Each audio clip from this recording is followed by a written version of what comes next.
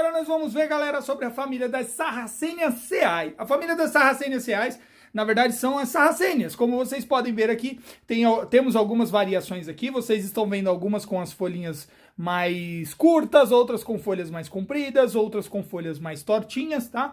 A família das Sarraceniaceae, ou a família das sarracênias, consistem em plantas que formam uma pequena coroa na parte de baixo, tá? E a partir dessa coroa, suas armadilhas saem da parte subterrânea, formando jarros longos, compridos ou às vezes até rasteiros, tá? Existem inúmeras variações dessa planta.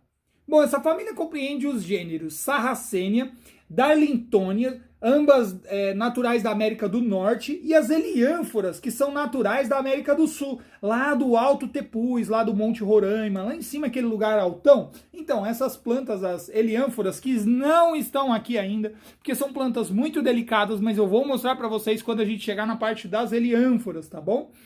Assim também, elas crescem em ambientes extremamente úmidos, tá? Essas plantas são encontradas, na sua maioria, em climas temperados. Elas entram em um período de dormência nas épocas mais frias do ano. Como você está assistindo esse vídeo, talvez essa aula numa época mais quente, São Paulo agora está fazendo aproximadamente 12 graus, ou seja, é o clima perfeito para essas plantinhas dormirem. Na parte da dormência, elas começam a ficar com as folhinhas assim, ó. Ou seja, elas estão dormindo, tá? Essa daqui é uma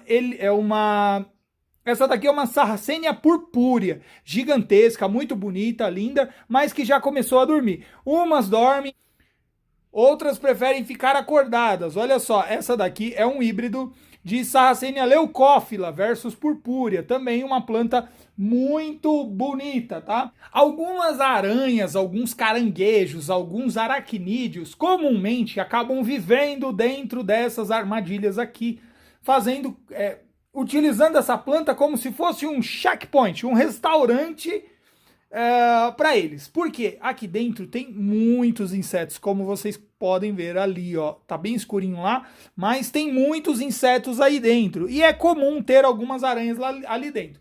Porém, como essas plantas, na maioria das vezes, elas se alimentam apenas dos insetos que caíram aí dentro, morreram e que soltaram os seus fluidos, ambas as espécies, no caso a aranha, o caranguejo ou simplesmente a planta, não são prejudicados por isso. Ou seja, a aranha entra aqui dentro, fica esperando cair o insetinho lá dentro, ela come, fica feliz, o que sobrou a planta come também. Essa planta é natural da América do Norte, encontrando aí a maior parte delas nos Estados Unidos, tá? Mas na maioria das vezes você vai encontrar as sarracênias em campos abertos e totalmente protegidos na América do Norte, tá? As sarracênias são muito legais e são plantas que são muito colecionáveis. Existem hoje estufas gigantescas espalhadas pelo mundo inteiro e até mesmo aqui no Brasil, como o mestre Marcos Ono, que possui aí uma coleção enorme dessas plantas. Na verdade, é conhecido como um dos maiores jardins de plantas carnívoras da América do Sul.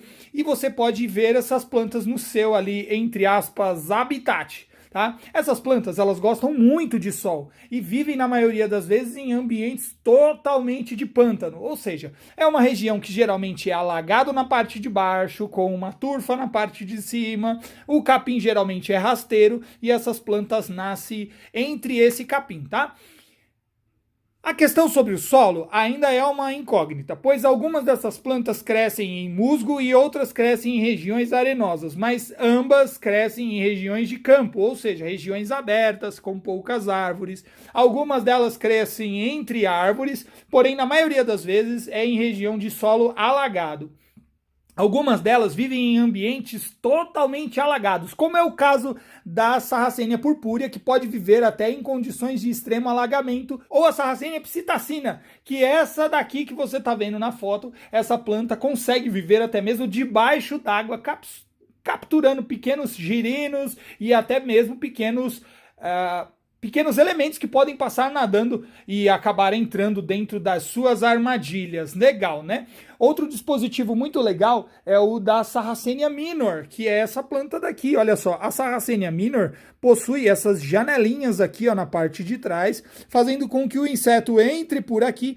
Quando ele entra por causa da luz, olha só, pra gente não parece tanto, mas pro inseto é como se fosse um farol aceso. Eles entram atrás daquela janelinha lá, que é essa parte daqui de trás. Quando eles batem lá dentro, eles caem aqui dentro. E aí a planta se alimenta deles. Olha só que legal. Na maioria das vezes, as sarracênias possuem um mecanismo que você não consegue ver a olho nu. Você precisa realmente de uma lente para aumentar. Esses pequenos pelinhos, olha só. Ó, tem até alguns ovos aqui dentro de algum bicho, algum caramujo. Esses pequenos pelinhos que você pode ver aqui são eles que impossibilitam o inseto de voltar. Eles caem aqui dentro e logo na sequência o inseto não consegue voltar mais e fica preso aí dentro para sempre, até virar comida delas, tá? As heliânforas, por exemplo, que são essas outras plantas aqui, ó, que você está vendo aí agora. Nós não temos ela aqui, porque, novamente, são plantas que precisam de um cuidado especial. E nós vamos ver essas plantas lá na estufa, especialmente ter uma aula especial só sobre heliânfora. Essas plantas são endêmicas aqui da América do Sul. Você só encontra ela lá no alto do Tepuz, tá? Que é um monte gigantesco lá perto do Roraima. É enorme, é lindo, é maravilhoso. E essas plantas também são plantas muito difíceis de se colecionar, de se encontrar, e estão entre as plantas mais cobiçadas do mundo. As Darlingtonia californicas, que também não estão aqui, são essas plantas aqui, ó. Essas Darlingtonias também possuem um sistema muito semelhante ao da Sarracenia minor, que é aquela que está ali. Bom, que também é o principal objetivo, né? O inseto entra atrás daquela luz e acaba ficando preso lá dentro. Essa planta também é uma planta característica da região das cordilheiras na América do Norte, tá? E são plantas que geralmente gostam muito de climas frios, ou seja, elas gostam de um solo frio, geralmente onde tem uma aguinha gelada. Também por isso são plantas que são endêmicas daquela região. Lembra que a gente falou que algumas famílias você só vai encontrar plantas em uma região específica? É o caso das Darlingtonias e das heliânforas. Bom, galera, se você quiser colecionar sarracênias, é muito legal e eu recomendo, mas alto lá, você vai aprender um pouco mais a respeito dessas plantas e saber que elas necessitam de condições especiais, fazendo com que algumas pessoas que, por exemplo, moram em apartamentos ou em regiões que não tenham muito sol, não seja muito legal você ter uma planta dessa. E aí a gente volta de novo lá naquela aula. Lembra da aula que a gente teve? Antes de cultivar uma planta, saiba se você tem condições de manter ela dentro da sua casa ou se você tem um ambiente adequado para elas. O caso das sarracênias, das dróseras, das dioneias é um caso semelhante a esse. Beleza? Bom, vocês viram aí a respeito das sarracênias reais também, que são plantas lindas, plantas maravilhosas, e vocês vão aprender um pouco mais delas quando nós chegarmos aí na parte de sarracênias. Bom, vamos chegando ao fim de mais uma aula. Bora para a próxima, família! Vai!